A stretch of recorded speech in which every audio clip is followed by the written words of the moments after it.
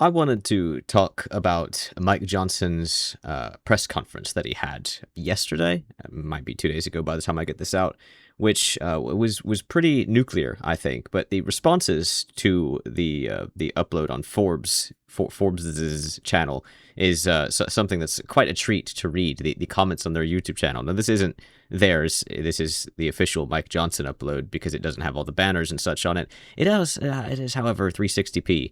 So, there's that, but whatever. It's just a conference.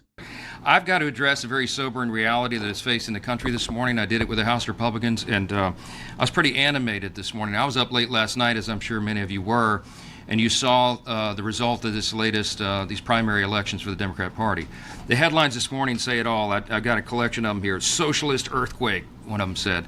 Mamdani candidates sweep New York House races. These are socialists. These are Marxist in their ideology.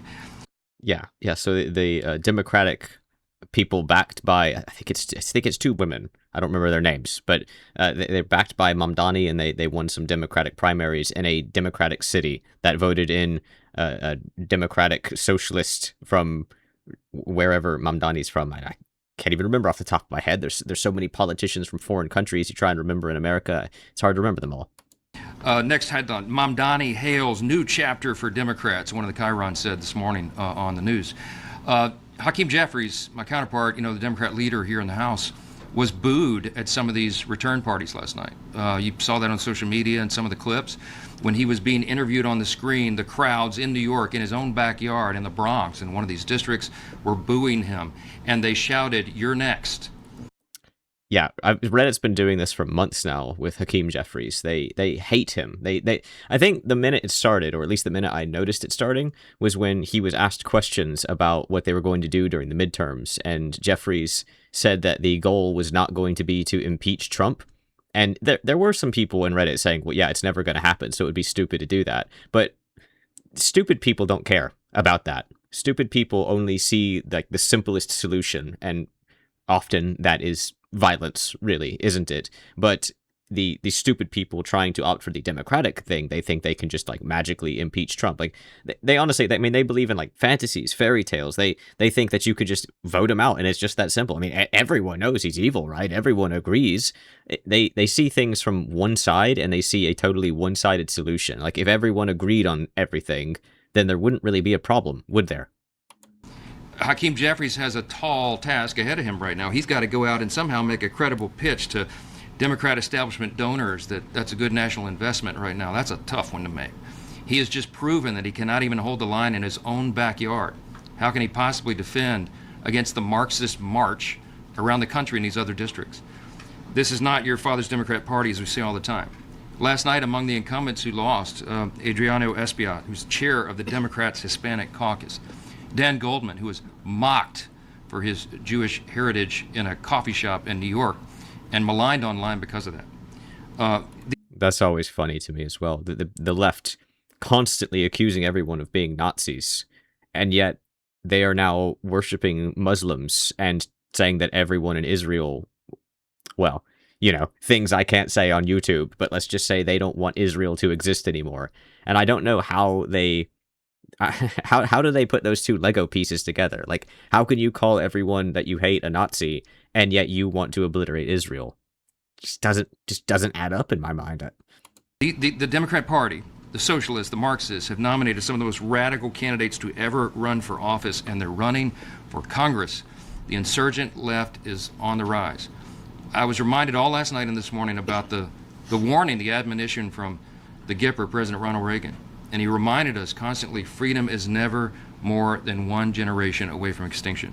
And he said, it's got to be fought for, it's got to be protected, it's got to be passed along to the next generation so that they too will know the same liberty, opportunity, and security that we've known and frankly too often take it for granted. He said, and I think that's something that it's not going to hit with a lot of people, because people, they can't see 5 seconds into the future. They can't see more than 5 seconds into the future, for sure. They definitely don't think about the future generations, obviously. I mean, these people have declassified a human fetus as a human. They've said that it's just a harmful clump of cells, indistinguishable from cancer, right? I mean, they're describing 73 million abortions per year as women's health. And they don't understand that all it really takes is, yes, one bad person in a leadership role, and the country can act. Even that thought. Think about the country ending. Like, what happened to the Roman Empire? What happened to the Mongolian Empire? Like, they cannot comprehend the country actually ending. They just don't understand it. They are fat and happy on peace and freedom. They can't comprehend anything besides that. That's why they think that we need to help everyone. Everyone in the world is suffering, and America, their God, needs to help them. We need to give money to everybody. We need to solve all the problems, cure all the diseases. We're not a God. We don't have that power. Clearly, we're ripping ourselves apart. Freedom is not passed along in the bloodstream. It's got to be fought for. And these are the times that Reagan was warning about. He was warning about communism overseas. Now it is on our own shores. And it is a very serious time, and every American needs to wake up and understand the threat. I want to share with you some of the lowlights, some of these candidates who are emerging through these through the processes. Last night made crystal clear, as Leader Scalise said, that Zoran Mondami and AOC and Bernie Sanders have just taken full control of the Democrat Party, of what was left of it. And it's really funny how they've done it too, because they've all done it as like it's like a video game. Honestly, these people, they're like the bosses of certain areas. Like, this is the boss of the poison area, and this is the boss of the volcano area. Like, they all have their own angles. Bernie Sanders is the billionaire guy. Zoran Mamdani is the communism guy. AOC is the feminism guy. She also dabbles a little bit in racism. I think maybe they could get like a fourth king, do like the JRPG thing. You know, the four lords or four demon kings, or whatever terminology you want to use. That's a very common trope in JRPGs and manga and such as well. They need a fourth wheel here for the racism bit, and they have AOC do the sexism bit. That they're maybe that's why the Democrats have gone wrong. Maybe they're a three-wheeled car. Across the country, Democrats have candidates winning primaries and rising through the ranks. Here's a few of them. Vang in California, one of the Democrats, she won't say the Pledge of Allegiance. Hamaway in New Jersey, Democrat candidate, socialist candidate, has ties to Al Qaeda and other terrorists. Chevalier won last night in New York over Hakim's counter endorsement. She says she wants to abolish the border. She doesn't want a border for the country. Nice. That's definitely pro-America, right? Mendoza in Arizona wants to decriminalize trans prostitution. Apparently that's a thing. I love his response to that. I mean, of course it's a thing, but maybe he means like decriminalizing it is a thing. I don't know. I mean, it's a weird thing to say, especially because people are already allowed to do anything they want. And like, all you have to do is record it. And then you can say that actually it's R18 content, and you've gotten through the loophole of prostitution being illegal, which is ridiculous. And all those kinds of loopholes and all that leniency, that is what led to the liberals taking over like this, who just given them too much free reign. James in Iowa wants to apologize for being white. Garriott in Iowa performed a Satanist wedding. And Bennett in New Jersey stopped going to church because Trump voters were there. Talk about TDS. Like, does he go to Walmart? Does he use the internet? I mean, this is like the same thing people always do. Is like, well, you can't play that video game because bad people play it. Well, you can't use that app or whatever because people use that to creep on children. Well, so you can't do anything then. You have to go live in a cave, basically, right? Like you have to go live in the depths of a cave, no electricity, no human contact, because otherwise you're doing something that a bad person does. Well, you can't use email. Bad people use email. Ridiculous. This is just a sampling. And these kind of people have been popping up. You've been hearing me say for weeks, there are many Mamdanis popping up all around the country. It is a dangerous thing. This is not a joke. We're in a fight right now to save the Republic. And every American needs to take this seriously. You need to wake up. This upcoming midterm election is not the midterm elections of years ago. This is going to decide the direction of the country. Are we going to maintain our status as a constitutional republic on our 250th anniversary? Or are we going to make a new choice and go down some road towards a communist utopia? That's the choice right now. Utopia is maybe not the right word to use. We've been saying for months it's a contrast election. We've been saying it's a contrast between common sense and crazy. That's exactly what's going on. They give us new illustrations every day. And these radical candidates are self-describing, they're self-identifying as Marxist. Which is the most ridiculous aspect of all of this. It's not a mask-off thing. They're outright telling you what they are. They are people from other countries, other skin colors, other cultures, other religions coming in, telling you that your skin color is wrong, that your culture is wrong, that your religion is wrong, that your way of government is wrong, your way of life is wrong. And all of these children, high schoolers and college kids, the ones who always say that you're not allowed to debate them, but how dare you debate a college kid? Well, you're old enough to vote, you're old enough to have sex and go to war and have children, but you're not old enough to debate your own thoughts. I really think most of them are just brainwashed, like, nationalists, basically. Like, they want to do the right thing, but then you get past that point, and then you've got the middle-aged feminists who they're just bleeding heart nobodies. Like, they've never had to lift a finger before in their life. They have no idea what they're doing, and they hear this happy vibes, positive, blah blah blah gobbledygook that they're being sold by communists and such, and they say, "Oh yeah, we're all one big family. We just need to all pitch in and BS." Like, it doesn't work on such a grand scale. And then you have the older boomers who, I don't know if they just hated their fathers or whatever, but they for some reason a lot of them happen to be soy boys. They want to fundamentally transform this country, and sadly, many of these Democrat candidates and their voters just don't have the same zeal and affection for America. They don't appreciate the freedom that we have in this country. They don't understand it. Not even going to celebrate on July 4th. There's a new Gallup NBC poll that came out. Did you see that? Only 29% of Democrat voters that they polled said they're proud to be an American. What happened to the Democrat Party? They compared the poll from just 20 years ago. That's this lady in the suit. She's animating quite a lot, but she keeps speaking in the background. It's, I don't know, it's kind of throwing the whole vibe off. Where it was 90%, because that's where Republicans are, above 90%. 29%. Over half of Democrats now say they would rather live in another country.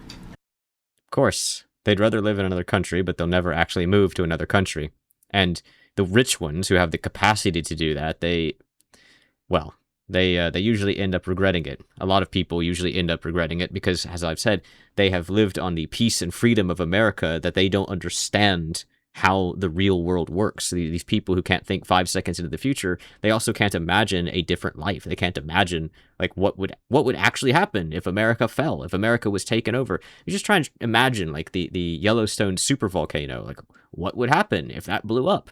And the whole world went into a decade-long volcanic winter, and the eastern seaboard was covered in ash, not to mention, like, Montana, Idaho, and Wyoming were basically obliterated off the map.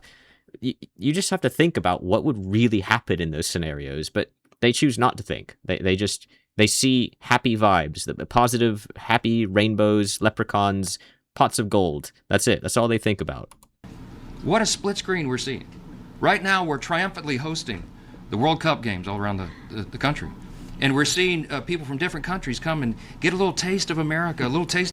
This is great, by the way. If you haven't watched any of these people, the tourists coming in, it's hilarious. To freedom of our culture and our society, and they appreciate it so much more than these socialists running for Congress. Fans across the country are truly enjoying our world-class facilities and the incredible atmosphere on the field and off the field. Thanks to social media, we're seeing a lot of these. This has been encouraging to see. The visitors appreciate what we have. Dutch travelers are in all Buc-ee's. German players took a midnight trip to the Waffle House. It's the greatest thing they've ever seen. English fans are roaming the Everglades. Japanese tourists marveling over free chips and salsa at a Mexican restaurant in Texas. There was one group from Argentina where I think they got shot up in a drive-by or something like that, and at least one of them died. Now we do still have a gang issue, just to be clear. That does need to be dealt with. Don't forget your blessings. People from Europe and Latin America, many countries around the world, many of whom, here's the key, they grew up under repressive state-controlled economies. They've never known freedom. They've never known these kinds of things. And they're seeing them for themselves, the genius of America's system.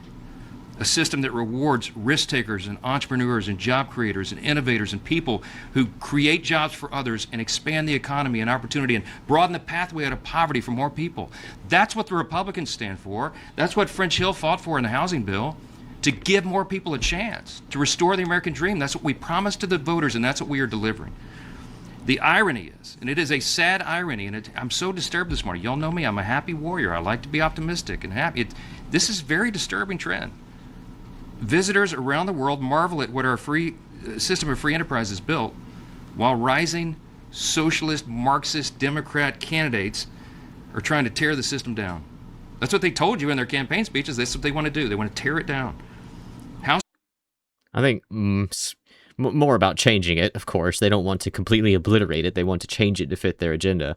And change is sort of requires things to be bad, right? But it depends on what your definition of bad is. Like, I want to change plenty of things in America. I'm sure everyone wants to change plenty of things in America. The question is, what do you want to change it into?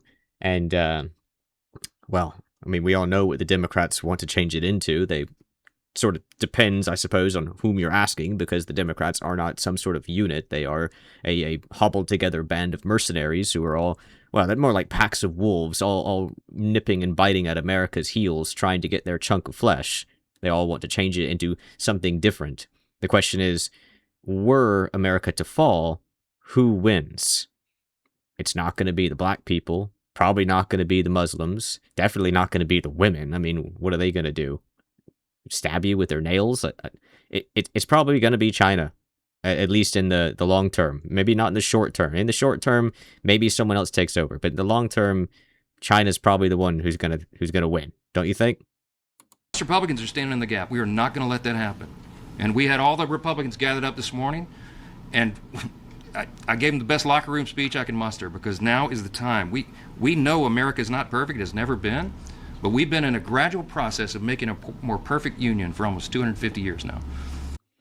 Now, he goes on for another 13 minutes. I'm not going to continue with that. What I am going to do is cut over to Forbes' upload of this, because there's a lot of silly comments there, and I wanted to talk about a couple of them. Yes, so it's the same thing from Forbes. They have a 720 video, but didn't really need that. So you see the comments here of almost all of these people are calling the Republicans liars and hypocrites. Has anyone in the E-Files been arrested yet? No, then all of you have to go. That's right. So everyone in the entire Republican Party is guilty because of that, right? Is that the way it is? And no one in the left wing is guilty of anything, I'm sure. Pearl clutching from the establishment. There's quite a few posts in here that say pearl clutching. Some of them are kind of ambiguous, like they're terrified or the hypocrisy is astounding.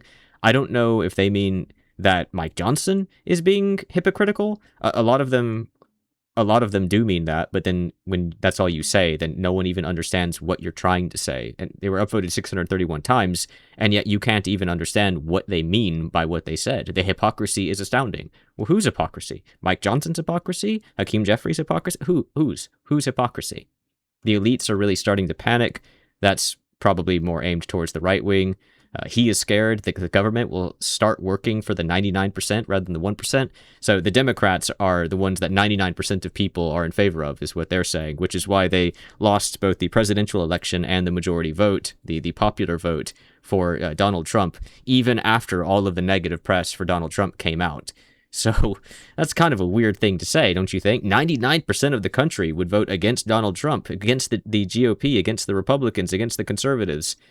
I don't think that's true. This one here, what the American people voted for scares me because it threatens my power. But it's not the American people voting, is it?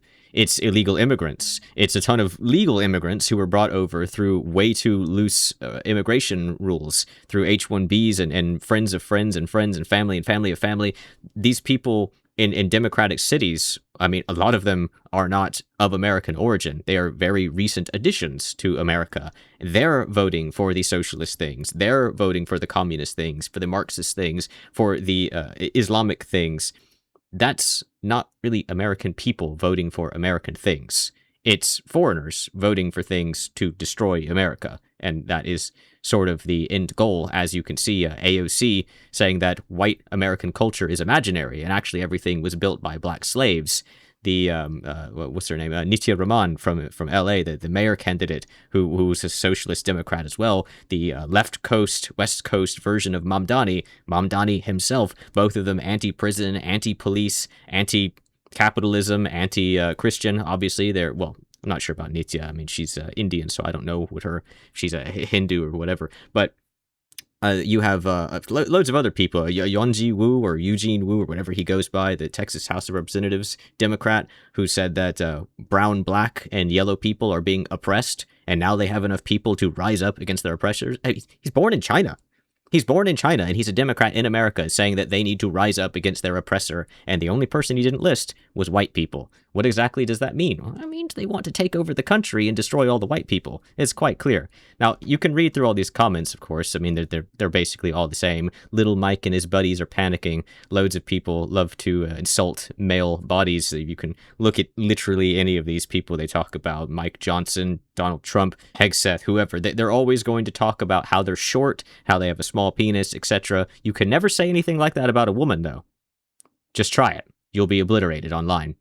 Anyway, there is one particular comment I thought was funny. A statement noticed, which is a very odd way to start a sentence. A statement noticed, space, semicolon.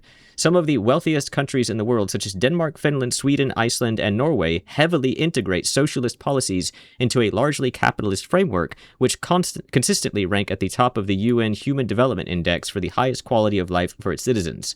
And the UN, of course, being very trustworthy, as we know recently.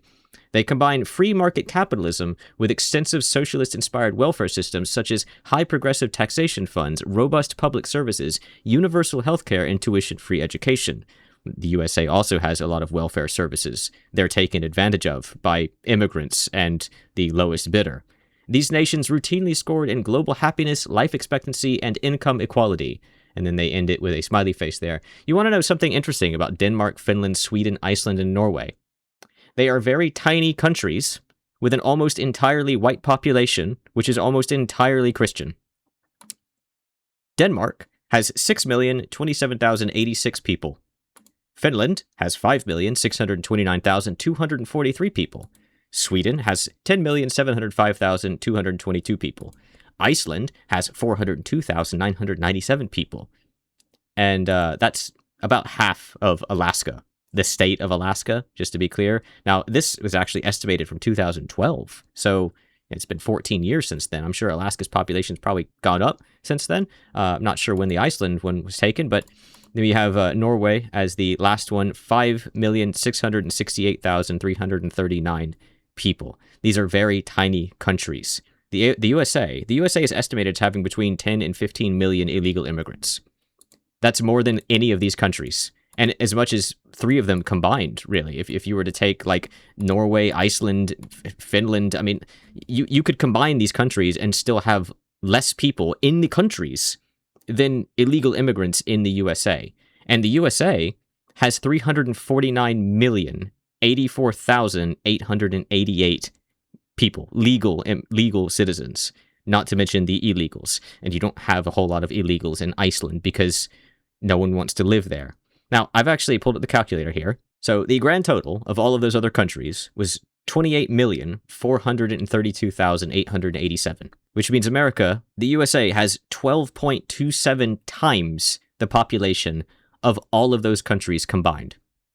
You see, when you are when you're in your family group, right? You have like a 4-year-old brother or son or whatever, and you're not expecting them to pull their weight, right? They need welfare to survive. They need to be taken care of. And your 102-year-old grandmother, well, they're not going to pull their own weight. They need welfare to be taken care of, right? And that is the way it works in the USA. There is welfare. There is help for people, but it's exploited. It's taken advantage of. Now imagine that you're in a house with 20 other random adults, and a lot of them aren't doing anything to pull their own weight. Are you still going to sit there and say, yay, communism, yay, Marxism, yay, socialism, whatever word you want to use, and talk about how great the welfare state is? Because that's what's going to happen. These countries, not just the USA, but these countries are sinking because of people abusing the welfare system. People saying, oh, well, I have anxiety, so give me money. That doesn't work.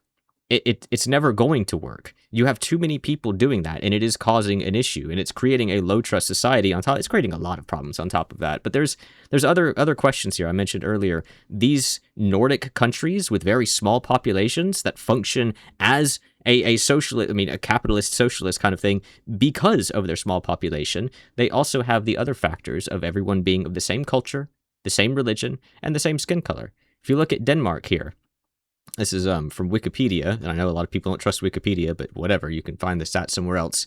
The growth rate, the total fertility rate of Denmark in 2022 was 1.55 children per woman, and it's the first time in history that immigrant women from non-Western countries have had fewer children on average than women of Danish roots in Denmark.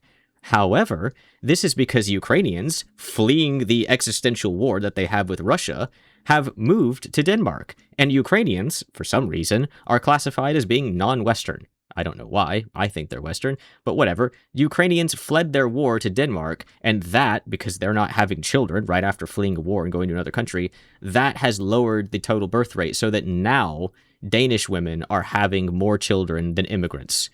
On the other hand, this is followed by people from Syria, Somalia, and Pakistan, with Syria having the highest birth rate, 3.7 children. As far as immigrants go, 3.7 children. That's more than double. That's more than double what the entire country has. And if they have more than double what the entire country has, then they probably have more like triple of what Danish women have, right? So in 40 years' time, you have all of these aging Danish people and all of these Syrians, and this is just the Syrians, having like 3 times the children as the Danish people. And then what happens after 40 years? You have 3 times the Syrians compared to the Danish people. I mean, the Syrians are the minority right now, but what about in 80 years? What about in 120 years? You have to think more than 5 seconds into the future. In 2021, the number of childless women aged 50 was the highest in 7 years. 12.3% of women aged 50 had never had a child, while 19.5% of 50-year-old men did not have children. And that's not going to be the case for the immigrants, because that's not their culture. Their culture is to have a ton of children. And you are going to sit there and say, well, bring in all these people. Oh, it's totally fine. We're all one big happy family. Bring in all these people. Let them have all their children. Let them have their culture. Let them have their religion. And just like your country is now their country, your culture is now their culture, your religion is now their religion. They did not assimilate. They conquered you. And all of these idiots in the comments of the Forbes, and I'm sure on Reddit and Blue Sky and wherever else the communists congregate, they cannot think more than 5 seconds in the future. This is not a question of if, it's a question of when. And it's not a question of community or togetherness or being a family. They don't want that. They don't want to be a family with you. That's why they marry people who look like them. That's why they marry people with their own culture. That's why they marry people who have their own God. They don't marry interracially. They don't marry other cultures. It happens sometimes, but at the same time, you can look at people in certain countries and say, your family's been here for 300 years. Why are you still the color of your country from way over there on the other side of the world? Because they don't want to do that. They don't want to integrate. They don't want to assimilate. Very few people do. They come to another country to take of it, not to partake of it. And that's what people just don't seem to understand. The amount of people who truly want to immigrate to another country because they like the country and they really want to live there and be a part of it is very small. Way, way, way less than the amount of immigrants you actually see. Far less than the active amount of immigrants that are happening. It's clearly something that people are doing for the sake of bettering their lives, not for the sake of actually being part of the country, not because they love America or wherever else they go to. You could just go on and on and on about it, but I'm going to cut the video there because, Jesus, it's already been half an hour. Hopefully I could pare that down a little bit. And also, I think I fixed my microphone. I think so. I don't know. OBS, it's just delete settings sometimes. It switched from advanced to simple. I don't know why the hell it did that. But hopefully that's fixed the microphone. Anyway, thank you for listening. If you've enjoyed, please do the YouTube things. And please think more than 5 seconds into the future about what's going to happen for the next generation. What's going to happen to your country.